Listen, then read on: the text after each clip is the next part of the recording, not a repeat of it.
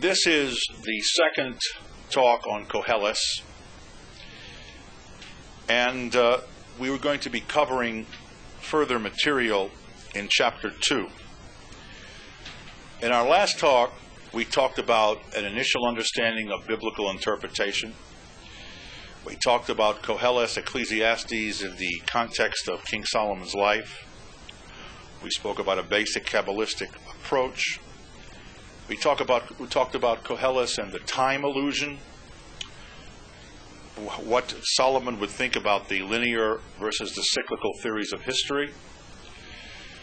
We talked about pre-diluvian and post-diluvian lifespans, the death myth. We discussed multi-dimensional existence, the infinite now, the raison d'etre of evil, heaven and sun, under and above, the pursuit of folly, zel umazeh, this opposite that, and finally Koheles and hedonistic pursuit. And in the second 10 minutes, we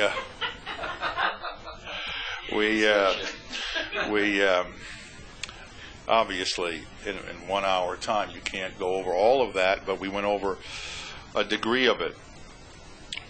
I want to talk about the concept first of all now of zel umazeh, this opposite that, and what that means. Zel umazeh is what the world is all about. The ultimate world, the ultimate existence is God. As you say, Shema Yisrael, Hashem Elokeinu, Hashem Echad. Hear, O Israel, the Lord our God, Lord is one. Okay? So God is one. He is Yichudo Shel Olam. He is one. Anything outside of God, says Maimonides, is less than that ultimate one. There is no one like His one. Some of you were here when we discussed the fact that God is not one with compartments inside or modular or anything like that. He is a one that no other one is. Everything else, therefore, is opposite each other. Zel umadzeh, balance. Balance is good in this world, but balance is the opposite of God, because balance, you need two things. Scales. God, Kabbalistically, is one. And so one thing, the ultimate one, is God. Anything less than that is where we are. Interestingly enough, the Medrash talks about the fact that God created light and darkness and love and hate and all the things that were opposites. And Koheles is going to talk about opposites: a time to be born, a time to die, a time to plant, a time to tear out. He will discuss that. And Koheles, the way I see it, is the opposite, is talking about the life in this world. There are opposites. There is joy and there is sadness. And that concept that we're going to talk about is the concept of zel umazeh, this opposite that. You want to call it conflict, you want to call it opposites, you can call it what you will. But the fact is that the more opposites you get, the less godlike you are. Interestingly enough, as the soul splits to male and female, that's in the netherworld. Even the soul, which was a part of God, was one, and now it splits into two, the male and female, which explains the sex drive. The sex drive is a godly thing.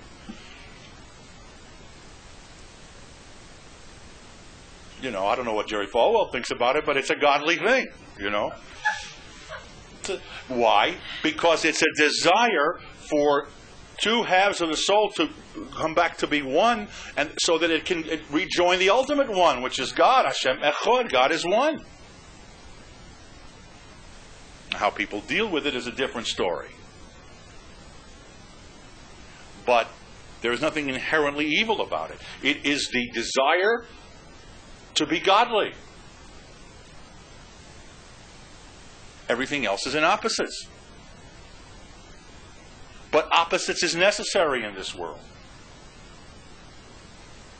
Because if it's not like, the famous story is the story of the four that went into the orchard, Arba Nichnasu Lapardis, which we talked about in the Talmud, and it says one of them looked One of the rabbis looked, and he died. And some people say he died because he couldn't take it.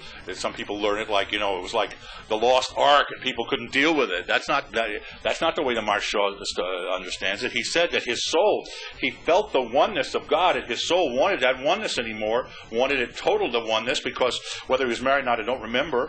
But the fact is that he lived in a world of opposites, and he didn't want it. He wanted to rejoin it. So his soul leaped out to rejoin that world.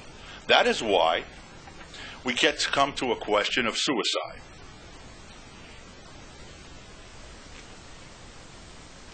The question of suicide, someone who commits suicide in Jewish law, now the rabbis have bent over backwards to talk about that and to say, well, if someone does it, if they had mental pressures, we understand it, but suicide is a situation in which we don't bury the person in the same part of the cemetery.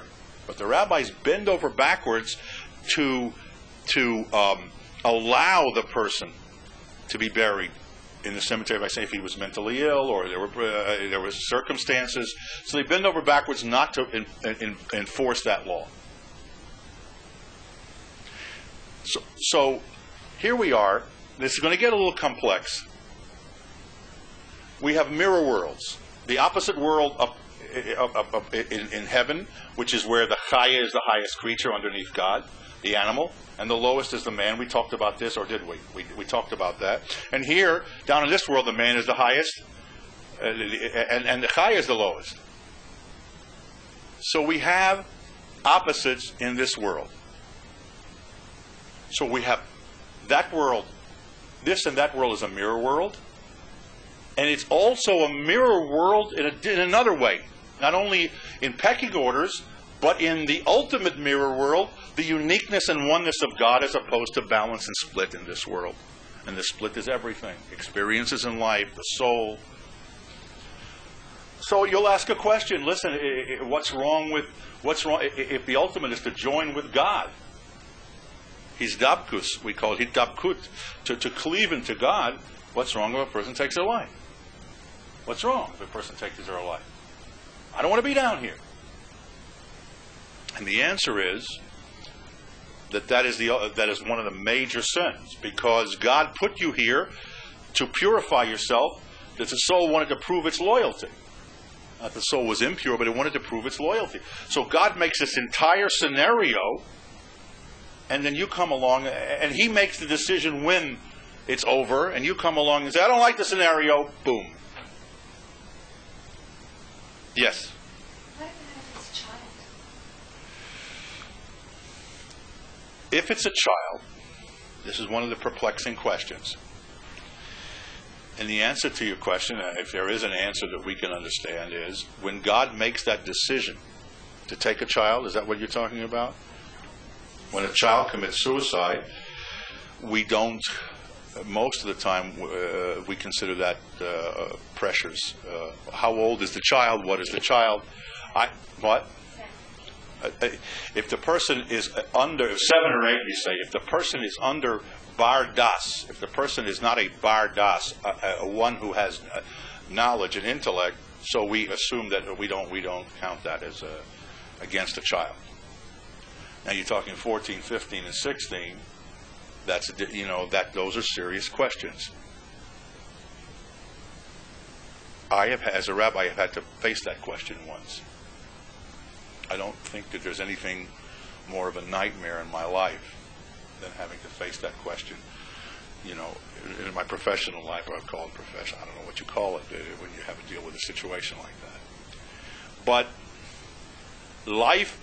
So God has this mission, which He does.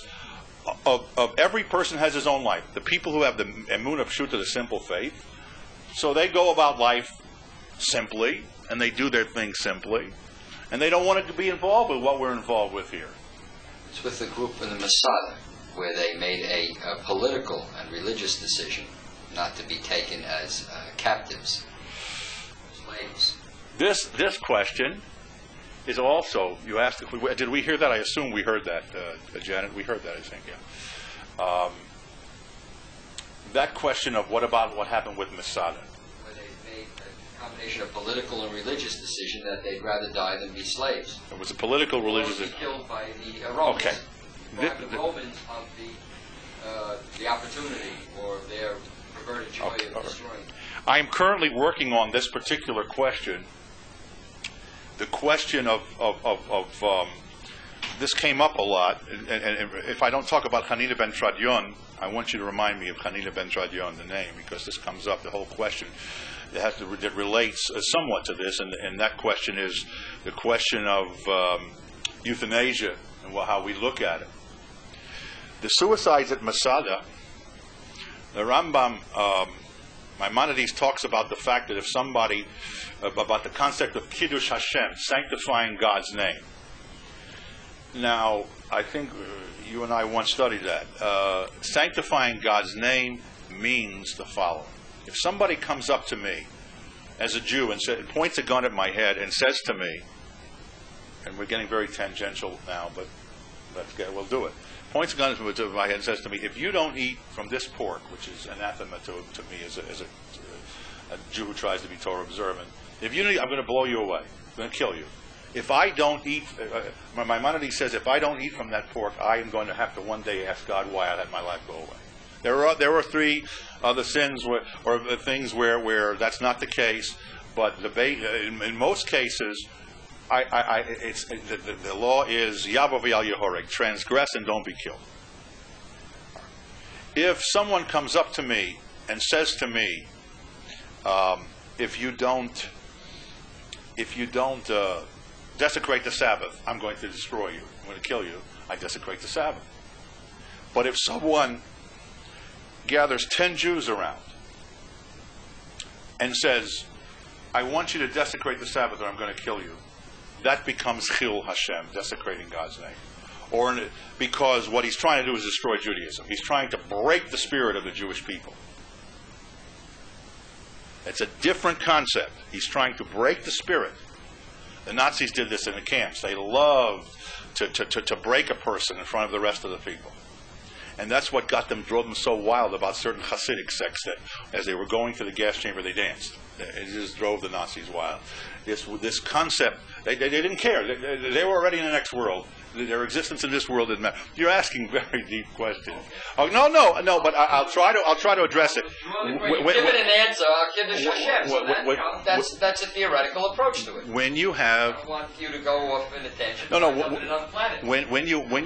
When you have the question of Kiddush Hashem, sanctifying God's name, or Shas Hashmad, which is when they're trying to convert all the Jews, like Nebuchadnezzar did. Maimonides talked about that. Then if they tell you to wear Achasa de Misana, the Talmud says, a red shoelace. I want all Jews to wear red shoelaces. Can't do it. You die first. So, on a program that's shown in the media, and I'm going to say, you asked me to tell you about the decision of when one is allowed to die or to commit suicide before you do it. I can only give you general rules. It can't be done in 1 second. It can't be. So I try to give you some general concepts here. But here we have, what I'm trying to talk about is the concept of the lower world, under the sun, and above the sun. In heaven, the whole thing is God is the ultimate one. Then come the angelic creatures, the celestial beings, Kabbalistically, and then comes a mirror world down here where everything is split. So that's the way the Kabbalist looks. That's the Kabbalist Weltanschauung, or ultimate worldview, or view of the universe. So everything down here, when Koheles seems like a bummer, a negative, he's saying this is stupid and this is no good. That's talking about in this world as opposed to the next world, as opposed to the ultimate.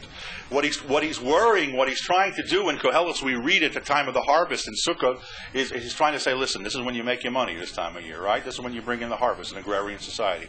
He says, don't get caught up in this, because this is all foolish. That's why we read it at that time. So we go on now to chapter 2, passage 11 on the top. But when I turned myself to look at all the works that my hands had wrought, and to all the toil that I had toiled to accomplish, Everything is ridiculous and a torture of the spirit, and there is no gain under the sun.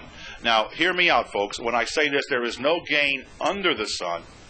What I mean by under the sun is above heaven there is. Down here, there is a reason. We talked about the reason, Nama de Chasupa, the bread of shame. We talked about that. People wanted to earn it. All right. So the person looks at this and he says, well, look, he's so negative. But he's not negative. And I went to see wisdom and madness and folly. For what can I, the man, do that comes after the king? Only that which others have done already. In other words, the king's done it all. So, in other words, nobody's going to know better than me, right? What can man do that comes after the king for that which is done already? In other words, the king has experience also. If I tell you, I know because I've been there and I've done that. He says in 13, and I saw that wisdom has an advantage over folly and stupidity. Light has over the advantage over darkness.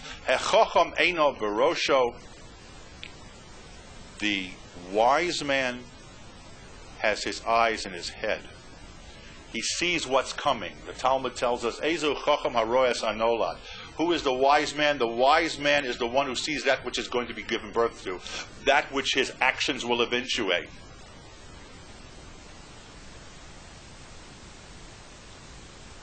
The wise person man has his eyes in his head, but the fool walks in the darkness. Now this is the part that all the rabbis have a problem with, but they explain it. But I myself saw that the same thing that happens to the wise man happens to the fool. So later on he's going to say, so why did I go wise? Are we all going to go down to the grave? What do I have? He says, this is what I said to myself at the time. So this is not a conclusion. This is what I knew at the time. In other words, I'm looking to see that wisdom is great and foolishness, there are many interpretations of this, is ridiculous, like dark and lightness, but we all going to die. So, I mean, the same thing happens to us.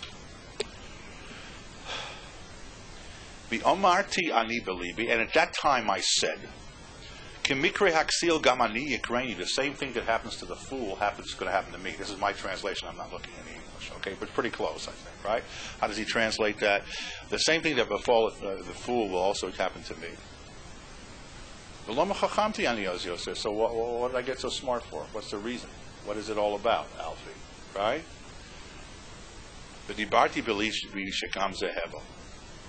And I said in my heart that this is ridiculous, what I'm thinking. In other words, he's giving you what we call the shaklavataria, the give and take. I don't know what you call it in the legal term, but all the thinking, the back and forth. All right? He says, this is ridiculous to think that. Ki ein zichron lachacham imaksili olam. Because there is no memory. There's no recollection for the fool, for the wise man with the fool forever. In other words, they both have the same. They have the same. Bishekvar hayomim haboim hakol nishkach. Because in the future, everything's forgotten. What did Andy Warhol say? Everybody's got 15 minutes worth of fame.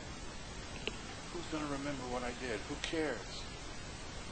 I reach all this level. This sounds almost, very depressing at this point. I reach this level. What am I knocking myself out for? What am I doing this for?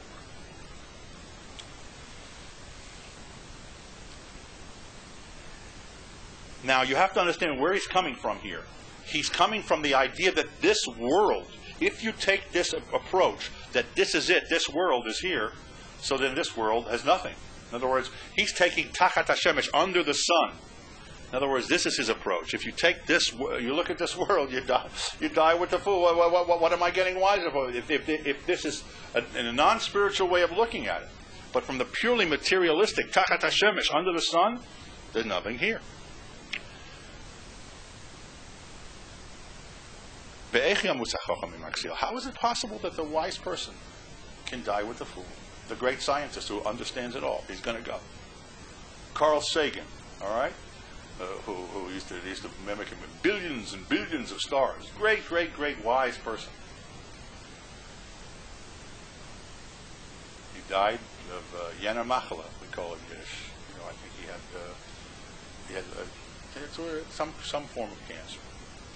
The ultimate wise man in understanding of the universe. All right. Who will remember him in 5 years? Except for the academic community.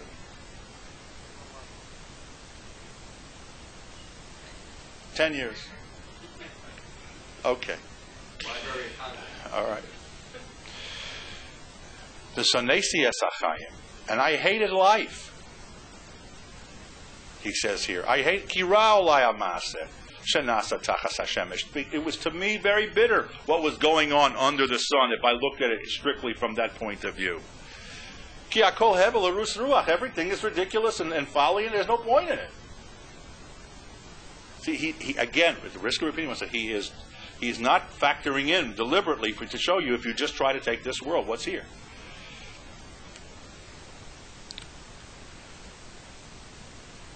The Sonesi Anias Kolamoli. And I hated all of my work, Shani Amil Tachas Hashemesh, that I worked under the sun. Again, under the sun, the repetition, under the sun. Shani Chenu La'odam Sheyeh Acharai.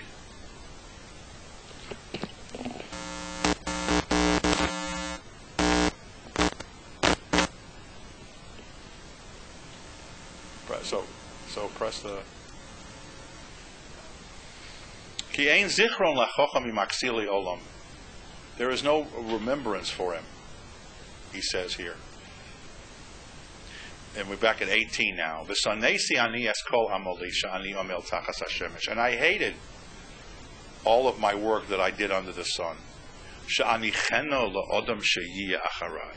I'm going to leave it to somebody after me. Either the guy who works in my business or to my offspring. All that schwitz that I'm doing, all the work that I'm doing, okay? So people say, it's for your children, it's for your business people, that's why you're doing it. Don't take into the spiritual of God's world, not taking above the sun. You do it, you leave them. They will appreciate it. They will think it's wonderful, right? Yeah, right, as they say. As that generation says, right. Okay? Yes. So he says, Umiyodea, who knows this person I'm going to leave it after for my business partners or my offspring. Umiyodea chocham yosachol. Maybe who knows he's going to be a wise man or an idiot, right? A fool. Who knows? B'yishlat b'chol amalei, and he is going to have control of all of the things that my work. She'amalti v'shechachamti tachas hashemesh, that I worked for and that I was smart and I sat up nights trying to figure under the sun. Comes there, Hebel. This is air. This is ridiculous. Hebel means air. Foolishness, vanity. What am I doing? What is it about? What is the rat race? The Sabosi. Ani Chof 20. Therefore I turned liyoishes libi, to cause my heart to give up of despair.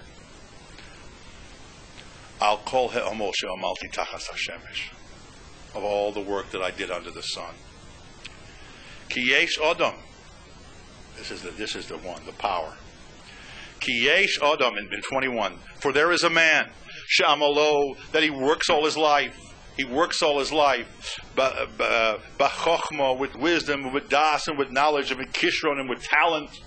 All right? Odam shelo omalbo yitnenu chelko. And the one who never worked in it is going to say, okay, let's sit down at the will. All right? What did Daddy leave me? What's here? The reading of the will. or the partners. Well, the Adam Shalom Amal Bo Yidnena Chalka. And to someone who didn't work on it, he's going to take it over. He'll get his portion. Gam Zehevel V'Ro Rabba. Now, this is ridiculous and great evil and bad. Now he comes to the real negative stuff. Can you imagine somebody watching this on TV? And they'll say, oh boy, where's Ozzie and Harriet, you know? Where's I Love Lucy? You know, who wants to hear this? Where's my money? I'm going to spend it. That's it. Okay, you hear this is negative stuff, but he's trying to show you, he's trying to shake you up from living in the material world. He says, Ki meho velo odam b'chol amolo. For what does a man have from all of his work? Ubarayon libo, and of the torture of his heart. Shehu amel tachas hashemesh, that he works for under the sun. 23, and he describes a man's life. Oh, Rabbi Spivak, he describes a man's life in 20 and 23. What does a man have for all his work? Ki chol yomov machovim, for all his days are pain. B'chasin, you know, and he's vexed and angry and upset. Gam balayla lo shachav libo. Even at night, his heart doesn't lie down and rest. In other words, he's up all night. He's worried, is this and that? Did I take care of this? Did I take care of that? This is his great world. Gam zehevelhu. This is really ridiculous. This is what's this about? Now he slips in to the Kabbalistic concept, as if I say. He says, now that I have established that it's ridiculous, says Koheles, he says, this life down here, he says, look, ein tov lo ba'odam sheyochal b'shaso.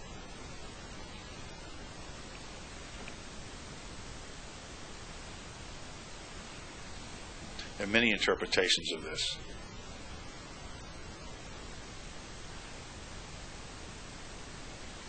It is not good for a man to eat and drink, v'heroes nafsho tov ba'amalo, and he should make his soul enjoy his happiness for what he's done. He said, look, this is my accomplishment. We built this over here, the apartment house is over here, we got this building over here, we got all this stuff over here. And he says, don't do that. Gam zora isi ani ki miyad hu Elohim hi. I see this is from God. All right? That's one interpretation. You want to hear another interpretation? We said 70 faith. So, Ein tov ba'adam. There is nothing better for a man. Sheyochal v'shoso. Eat and drink. Don't worry about it. V'heres nafsha tov my malo. And he shows his soul good in what he does. Why? Gam zoro isi ani ki miyad Elohim. This is from God. Look, this is your lot. Don't sit here and be crazy over what's happening. You know there's a reward in the world to come. So accept what you have here. Enjoy life a little bit, they'll ask you. I mean, keep it in perspective, because it's from God. The whole thing is God's giving. That's the Kabbalistic interpretation. Ki mi yochal u'mi yochush chutz mimeni. For who can well eat, or who can enjoy earthly things more than I, says Solomon. I could be, if I wanted, hedonist number one. He had, I don't know, they're supposed to have had 1,000 wives, but he says, who could enjoy more than me? So I know what I'm talking.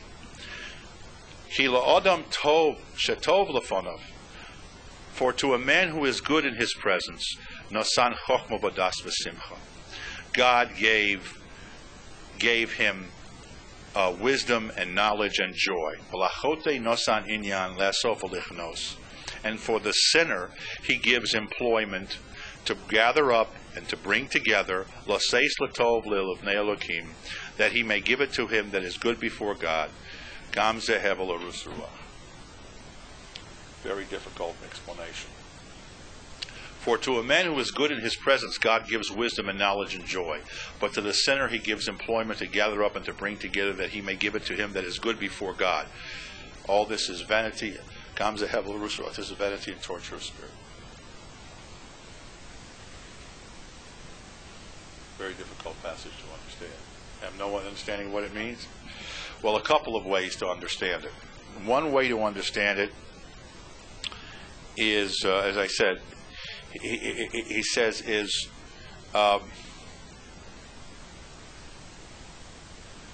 he said. Will receive wisdom and knowledge. So why does he call it hevel or rus ruach? Why does he call it ridiculous and folly? Why does he call it?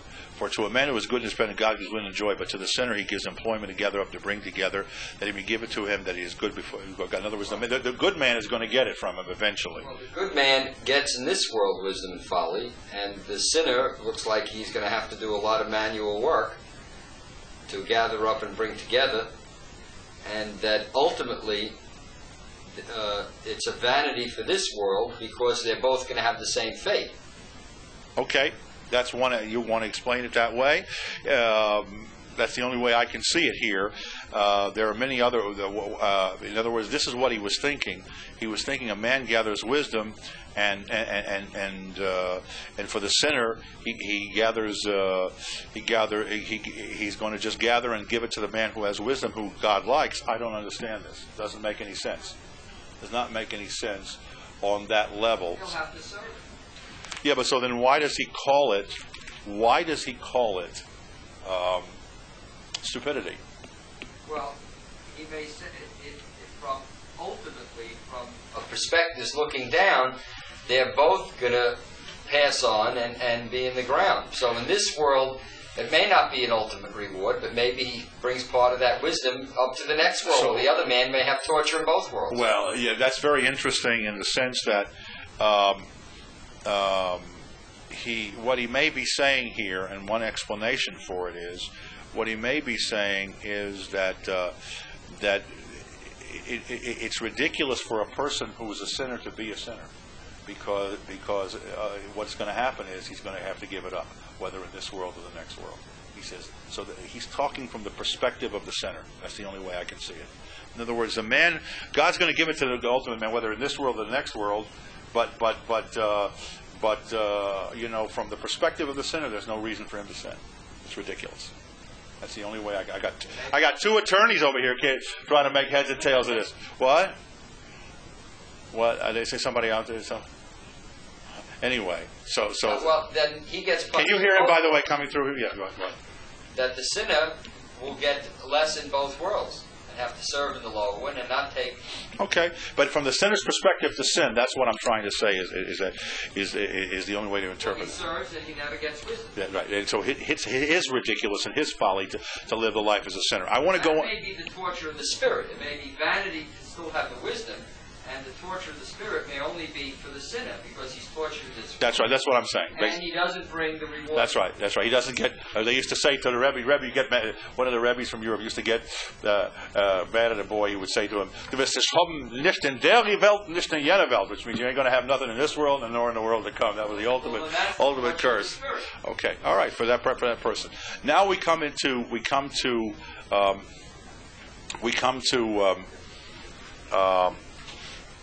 chapter 3, which is the famous one, which songs have been made, and the world is made. Now, I asked, that's la kol zman.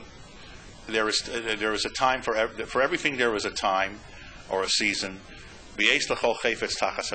Chapter 3, and there is a time for every pursuit under heaven. Now, again, when you see it the way I'm seeing it, God is the ultimate one. All right, this is a praise to the soul that it puts up with opposites. You hear what I'm saying? It's a praise to the soul that it puts up with opposites. See, under heaven, under heaven, there is a time for it. Above heaven, you're coming to it's almost like a pyramid. You know what I mean? The concept of down here, things are spread apart, and it comes up to the angels are closer and closer to one, but not one, and the ultimate one is God. So he says. So one could look at everybody and says, isn't it wonderful that Solomon said there's a time for everything? There's a time to be born and a time to die. People love it, and they have no idea what he means. It's just so poetic. But what is he talking about? So what he's trying to say is, under heaven, under the life and the foolish life of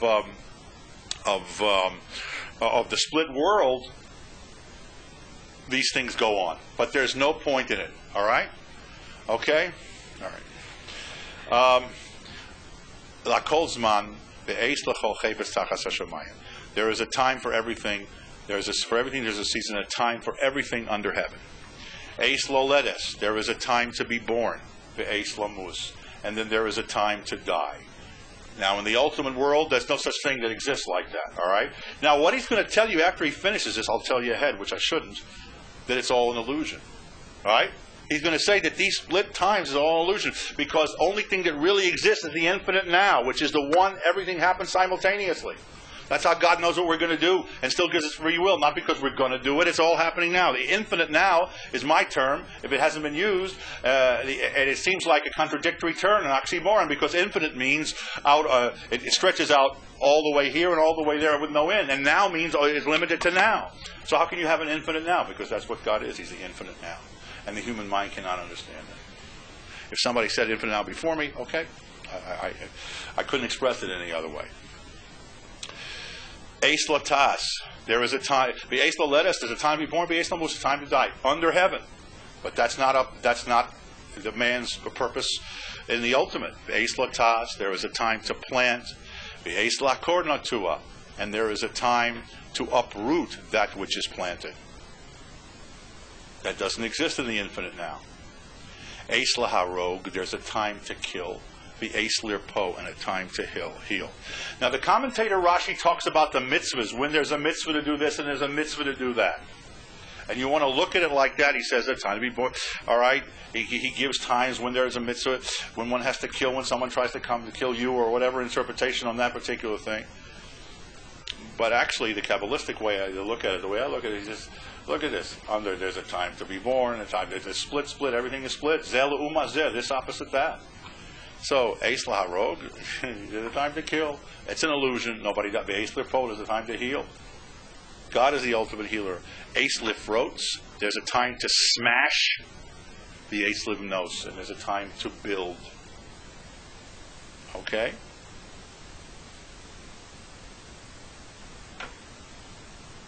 Eis livkos, there's a time to cry. And Rashi says that's at an Oval's house. I believe that's what Rashi says when there's a mourner, when someone's saying Shiva, I believe, in one of the commentaries.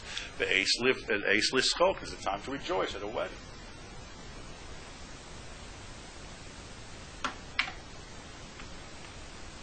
Later on, he will say some Eis sephod. There is a time to mourn, a time to weep, a time to mourn. The Eis rakod, it rhymes, and there's a time to dance. All right? Now, later he will say a very interesting thing that always blew my mind.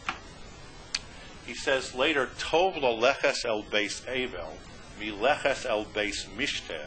It is better to go to a house of mourning than to a house of a party, ba'asher hu sofa odom, because that's the end of mankind. Permit me to tell you a story.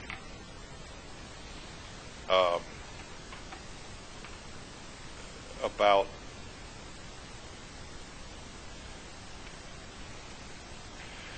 it's a personal story. When I was a rabbinical student, I had never been to a funeral before. I'd never done this kind of thing.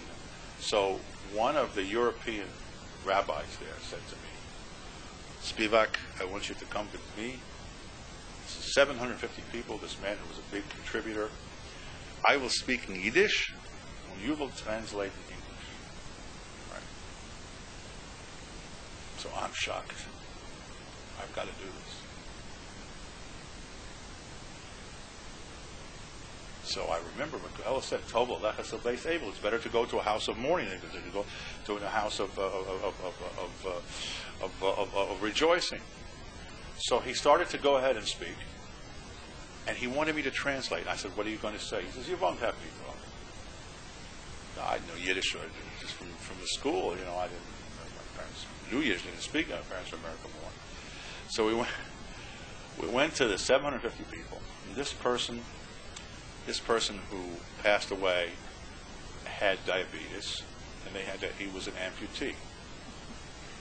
There are things you can say in Yiddish that you cannot say in English. There expressions. They can reach emotional, let's call his name Mr. Goldstein, that wasn't his name, the man who died. You can say them in Yiddish, but in any language, it doesn't play, and it loses everything, and it can be horrible. So he wanted to get the pitch of the audience crying. The man was about 80 years old when he passed away. And so I would have to translate. As I was saying, the person, Mr. Gold, we'll call him Mr. Goldstein, who was an amputee. So the rabbi was asking me to translate into English. So he said, to give you an example, he said, "Oh, it's a unglückliche Tag." So I translated for 700 people. "Oh, whoa, this is a very unlucky, a sad day. The Oren is vermacht, we can't it sehen."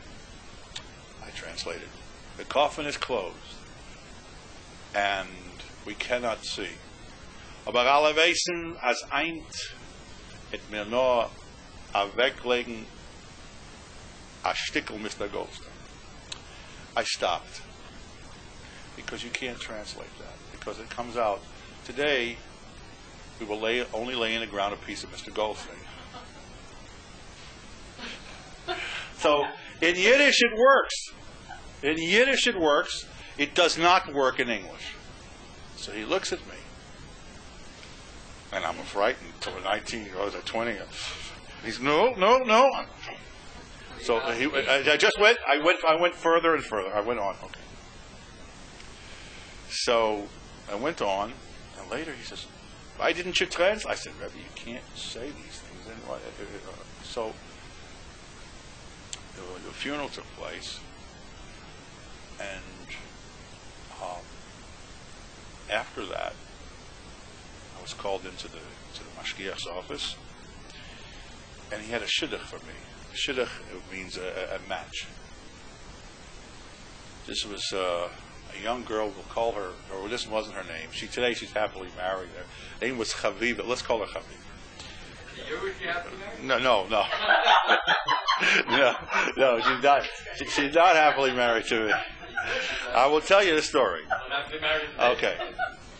So Chaviva was an extremely religious girl, extremely religious, and she believed that whenever she would go out for shidduchim on the match, that she should not dress up at all. It wasn't a bad-looking person, but she deliberately did not want to, cause temptation to her day. So basically, she went out of her way not to project herself as someone that would put impure thoughts into the mind of her day. So I went to, the date was arranged, the shidduch was arranged. I went out, and they knew, my Rebbe knew this was a problem with this girl. This is her way, and she could really test the boy that she was going out with, because if he really liked it, he wouldn't think about these things. So I came back after the date, and he says, "No." The Rebbe says to me, "What?" I said, she was the most wonderful, fantastic person, lovely, beautiful person. And so the Rebbe says, "Chaviva?" I said, "Yes." So then I realized what had happened. What had happened is zeh umazeh. This opposite that. I had faced, watching the lowering of that person into the ground, the ultimate in and depressing moment of a human being. So the way the soul is made up is that it bounces totally to the other way. So when you see one extreme, God sets up that you go to that you can't stay at that extreme, and it throws you all the way over to the other extreme. So therefore, food tastes better, your senses are better, everything looks beautiful, everything looks wonderful. Because when you see one extreme, it goes to the other extreme. You understand where I was coming from? So he says to me, tell me, were you at a funeral lately? I said, yes, Rabbi, how did you know? He said, well, it's all right. So I want to explain what King Solomon is saying when he says, Tov laleches al beis evo mileches al beis mishta.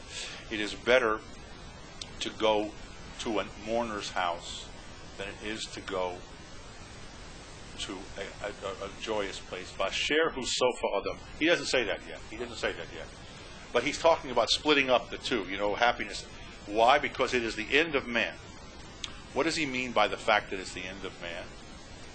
He means by that you will see, you come closer to the ultimate reality. The end. You take a part with you at that moment.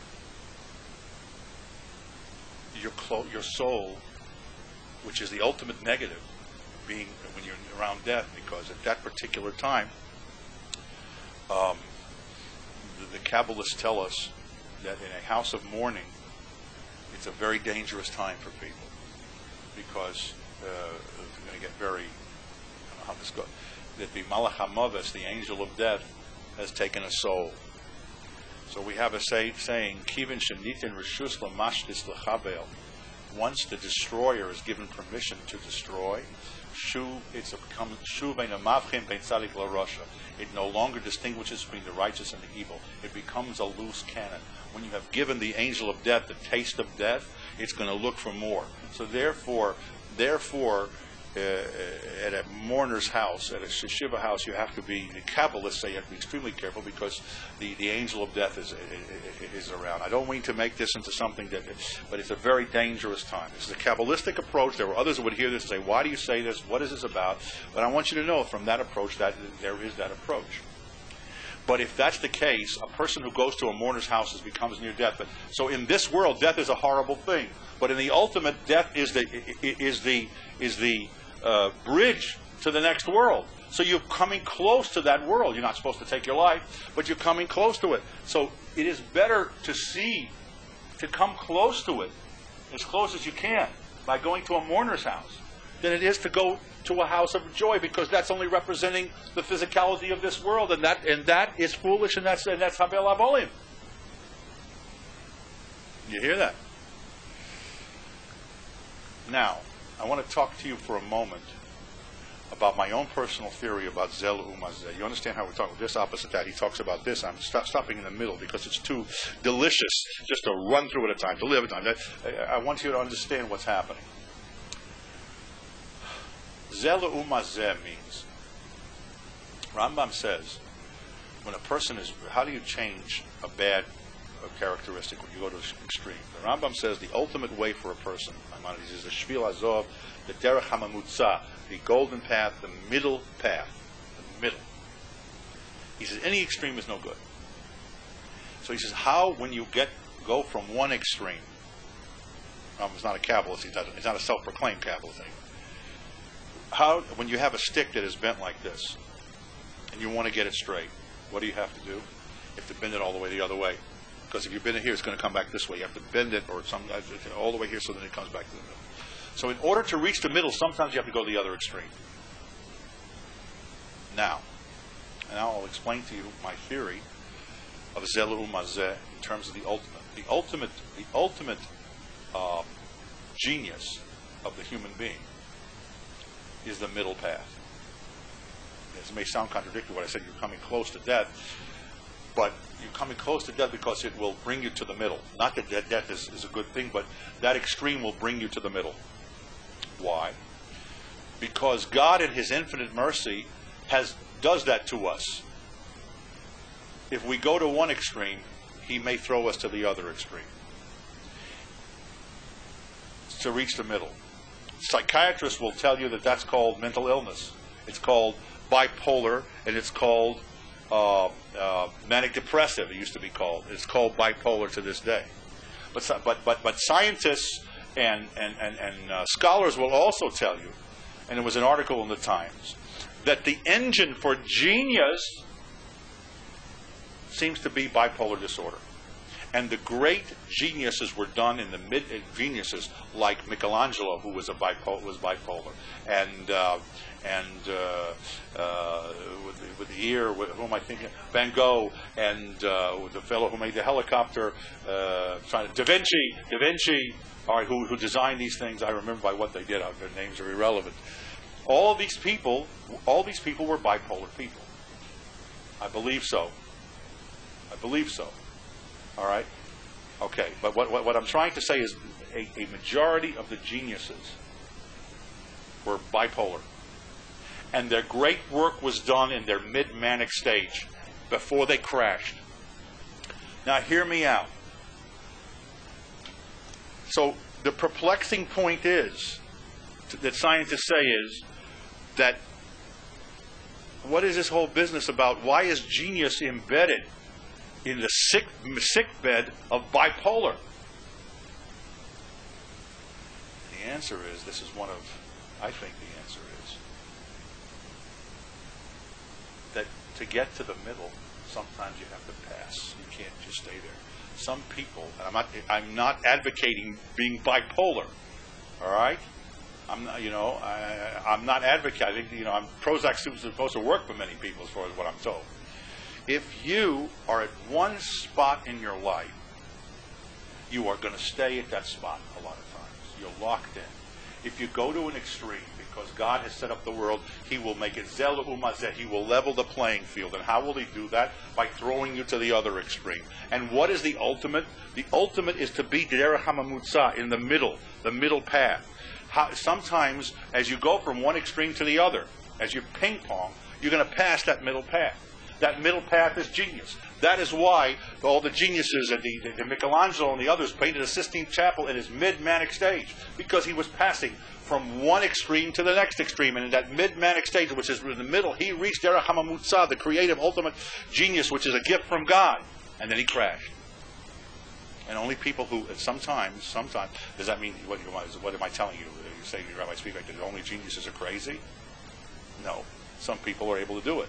But there is, as you well know, something called the artistic temperament.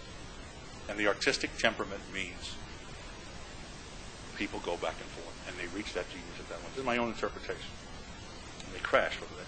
So zel umazeh, this opposite that. When you reach one end, what is those machines where the ball rolls over, and then it hits the end, and it triggers something, it goes boom, and knocks it over to the other end of the thing. In other words, it's just God will not allow you to stay at one extreme. He will bounce you to the other extreme, because everything in life has to be balanced in the middle.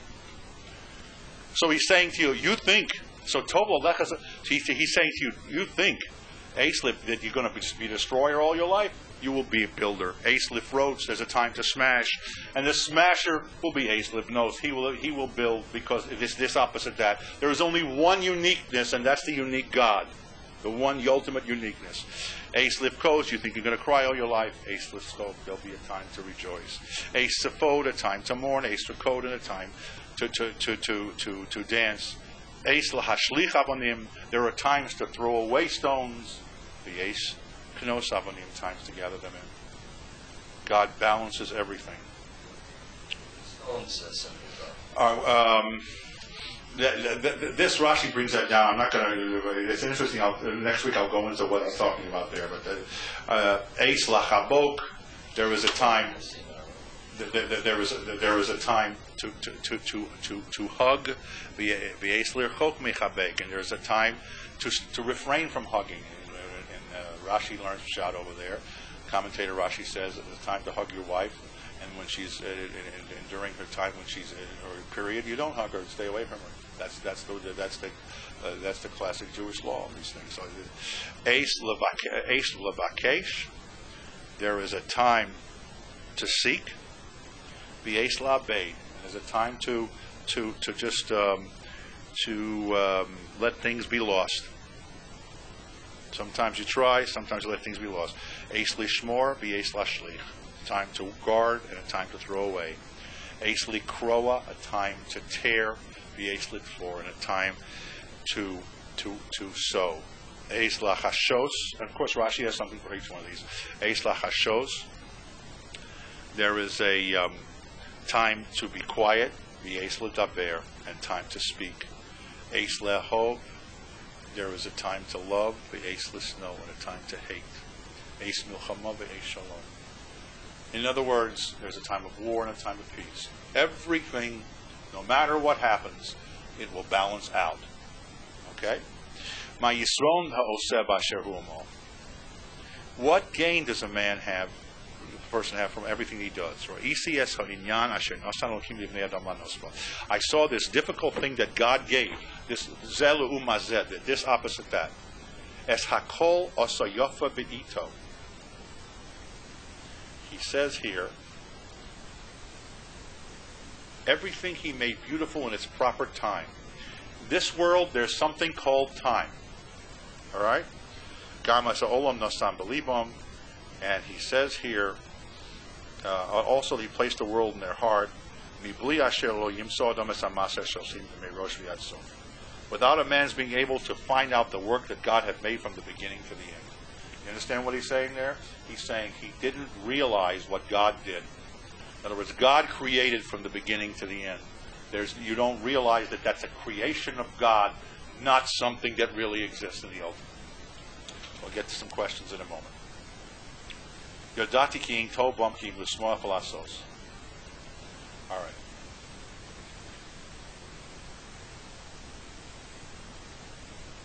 Okay.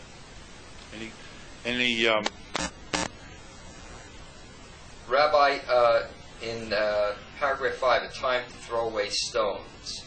Is that something that's heavy in your heart, something that's a burden to you? Or what is that a symbol of?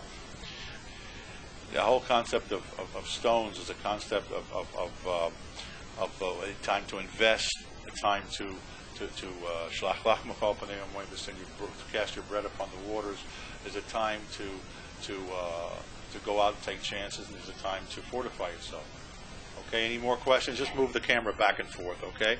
All right, you want to move it? That's all right. Go ahead, yeah, go ahead, yes. One of the most important parts of the whole chapter is number 11.